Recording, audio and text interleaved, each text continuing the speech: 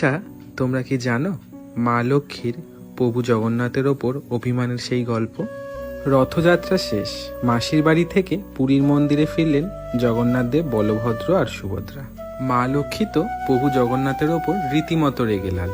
সুভদ্রা আর বলভদ্রদেব মন্দিরের ভেতরে ঢুকতে পারলেও যেই প্রভু জগন্নাথ দেব ঢুকতে গেলেন অমনি ভেতর থেকে মা লক্ষ্মীর আওয়াজ, থামুন, ওখানেই দাঁড়ান, এতদিন যেখানে ছিলেন সেখানে গিয়েই থাকুন।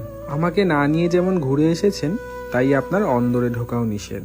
প্রভু তো একদম চুপচাপ, ভয় ভয় চোখে এগিয়ে এলেন মা লক্ষ্মীর দিকে আর মিনতির সুরে বললেন, ভুল হয়ে গেছে লক্ষ্মী, তুমি না থাকলে এ মন্দিরও তো শূন্য।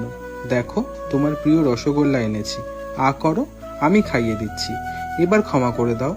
অমনি পাশ থেকে সুভদ্রা বলে উঠলেন, বৌদির রাগ একেবারে ঠিক আছে, আমি তো বলেইছিলাম বৌদিকে একা ফেলে যেতে না।